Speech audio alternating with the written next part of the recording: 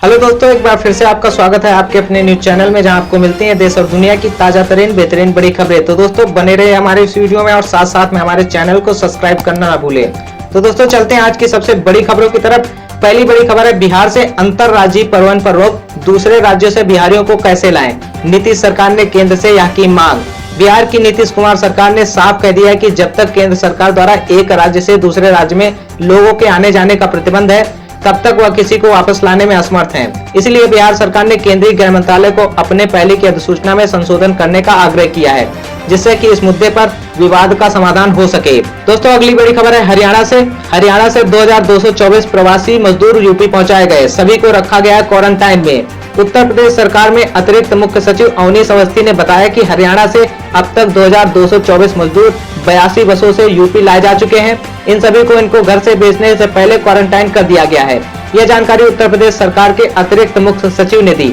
आपको बता दें कि उत्तर प्रदेश की योगी आदित्यनाथ सरकार ने दूसरे राज्यों में फंसे अपने श्रमिकों को चरणबद्ध तरीके से वापस लाने का फैसला किया है।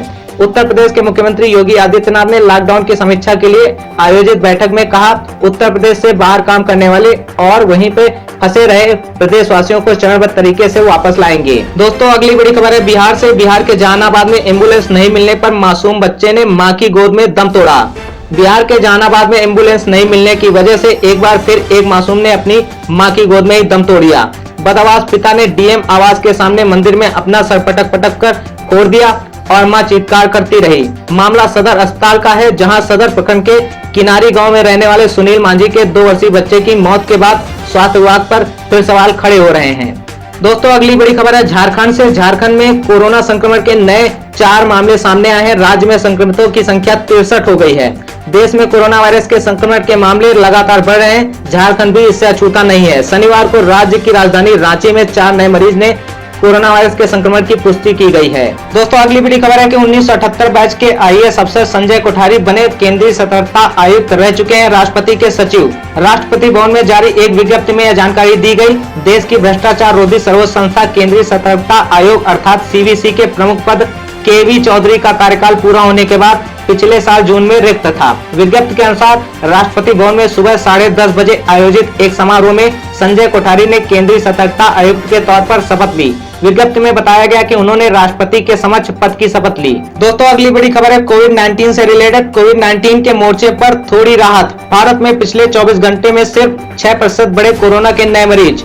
भारत में कोरोना वायरस से अब तक 775 लोगों की मौत हो चुकी है, जबकि संक्रमित मामलों की संख्या बढ़कर 24,506 हो गई है। वहीं पिछले 24 घंटों में कोरोना के 1,429 नए मामले सामने आए हैं और 57 लोगों की मौत हो चुकी है। 24 घंटे में अब तक के सबसे ज्यादा मौत के मामले सामने आए हैं। दोस्तों अगली बड़ी खबर है उत्तर प्रदेश की राजधानी लखनऊ से। लखनऊ के केजीएमयू में भी प्लाज्मा थेरेपी शुरू हो गई है। कोरोना को हराने वाले डॉक्टर तौसीफ खान होंगे सबसे पहले डोनर। केजीएमयू के रेजिडेंट डॉक्टर तौसीफ खान पहले ऐसे व्यक्ति होंगे जो अस्पताल में इस कार्य के लिए अपना प्लाज्मा दान करेंगे। इस नेक काम के लिए उन्होंने शनिवार को रमजान के पहले दिन रोजा रखकर अपने रक्त का नमूना केजीएमयू को दिया। उनके रक्त की जांच ट्रांसफ्यूजन मेडिसिन विभाग में हो रही है। दोस्तों चलते हैं अगली बड़ी खबर की तरफ। कांग्रेस नेता कपिल सिब्बल बोले, कोरोना संकट से निपटने के लिए जल्द राष्ट्रीय योजना बनाई जाए सरकार के द्वारा। कांग्रेस ने शनिवार को सरकार से आग्रह किया कि कोरोना वायरस के संकट से निपटने के लिए राष्ट्रीय स्तर पर योजना बनाई जाए। पार्टी के वरिष्ठ नेता कपिल सिब्बल ने यह भी कहा कि लॉकडाउन के समय में अर्थव्यवस्था का लॉकआउट हो गया है और ऐसे में सरकार को कदम उठाने की बहुत ही ज्यादा जरूरत है। दोस्तों चलते हैं अगली बड़ी खबर की तरफ। रवीश कुमार के हवाले से आई एक बात, गुजरात दूसरे नंबर पर फिर भी टेस्ट की संख्या में कमी क्यों? कोविड-19 मामलों में गुजरात दूसरे नंबर पर पहुंच गया है। गुजरात में कोविड-19 के मरीजों की संख्या 2815 हो गई है। दिल्ली तीसरे नंबर पर है और 2514 केस हैं। गुजरात में मरने वालों की संख्या 127 हो गई है। गुजरात में इस बात को लेकर राजनीतिक विवाद चल रहा है कि क्या राज्य सरकार ने टेस्ट की संख्या में कमी कर दी है। कांग्रेस नेता शक्ति सिंह गोयल ने कहा कि रोज 3000 टेस्ट हो रहे हैं, उसे घटाकर 2000 करने की क्या वजह है। दोस्तों इसी तरह की बड़ी न्यूज को देखने के लिए हमारे चैनल से जुड़े रहें और साथ में हमारे चैनल को सब्सक्राइब करना ना भूलें। दोस्तों अगली बड़ी खबर है तमिलनाडु से। लॉकडाउन सख्त होने के पहले तमिलनाडु में दुकानों पर खरीदारी के लिए उमड़ी भीड़। सोशल डिस्टेंसिंग की उड़ी धज्जियां। तमिलनाडु भारत में कोरोना वायरस से सबसे ज्यादा प्रभावित राज्यों में से एक है। राज्य में कोरोना संक्रमण के अब तक 1755 से ज्यादा मामले आए हैं, जबकि 22 लोगों की जान जा चुकी है। कोरोना के सबसे ज्यादा चेन्नई प्रभावित है। यहाँ 452 संक्रमण के मामले हैं। वहीं कोयम्बटूर में 141, तिरुपुर में 110, मदुरई में 56 और सलेम में 30 कोरोना संक्रमण के मामले सामने आए हैं। दोस्तों चलते हैं महाराष्ट्र की तरफ। राज ठाकरे ने सीएम उद्धव से की शराब की दुकानों की खोलने की मांग। शिवसेना ने चुटकी लेते हुए कहा कि उनके लिए पैक। शिवसेना ने राज ठाकरे पर चुटकी लेते हुए कहा कि वाकई उन्हें राज्य के खजाने की चिंता है या फिर शराबियों की। शिवसेना ने कहा कि राज ठाकरे को यह मालूम होना चाहिए कि लॉकडाउन की वजह से सिर्फ शराब की दुकानें नहीं बल्कि शराब फैक्ट्रियां भी बंद हैं। दोस्तों अगली खबर के लिए चलते हैं दिल्ली की ओर। केंद्र की अनुमति के बावजूद दिल्ली में नहीं खुलेंगी दुकानें। हालात का जायजा लेने के बाद फैसला करेगी सरकार। दिल्ली के स्वास्थ्य मंत्री सत्येंद्र जैन ने शनिवार को कहा, आज दोपहर को दिल्ली सरकार स्थिति की समीक्षा करने के बाद ही गृह मंत्रालय के दिशा निर्देश को कोई फैसला देगी। दोस्तों अगली बड़ी खबर आई है चाइना से। चाइना की कंपनियों ने कहा कि जांच किट के मामले में भारतीय एजेंसियों का सहयोग करने के लिए तैयार हैं हमारी कंपनियां।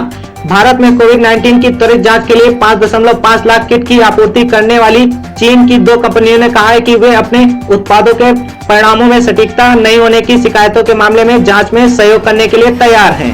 दोस्तों चलते हैं अगली बड़ी खबर की तरफ। गृह मंत्रालय ने एक गाइडलाइन पेश की है। लगभग 1 महीने के लॉकडाउन के बाद कुछ दुकानें खुली, जानिए क्या है नियम। गृह मंत्रालय के निर्देश के बाद देश के कई हिस्सों में स्टेशनरी और इलेक्ट्रॉनिक्स की दुकानें खोली गई हैं। हालांकि मॉल और मल्टी ब्रांड स्टोरों को खोलने की इजाजत नहीं है। इसी तरह दिल्ली के भीड़भाड़ वाले लक्ष्मी नगर इलाके में भी 1 महीने के लॉकडाउन के बाद हार्डवेयर की कुछ दुकानें खोली गई हैं। वहीं मुंबई के कुर्ला इलाके में भी राशन की दुकानों में सामान लेने के लिए लोग दिखाई दे रहे हैं। आपको बता दें कि गृह मंत्रालय ने शुक्रवार को आदेश जारी किया है कि सभी संबंधित राज्यों और केंद्र शासित प्रदेशों में जरूरी सावधानियों को ध्यान रखते हुए 50% कार्यबल के साथ दुकान और प्रतिष्ठान खोले जा सकते हैं। गृह मंत्रालय ने राज्यों और केंद्र शासित प्रदेशों में दुकान एवं प्रतिष्ठान अधिनियम के तहत पंजीकृत दुकानों को 50% कार्यबल के साथ खोले जाने की अनुमति दे दी है। तो दोस्तों आज के लिए इतना ही, मिलते हैं अगले दिन। जय हिंद, जय भारत।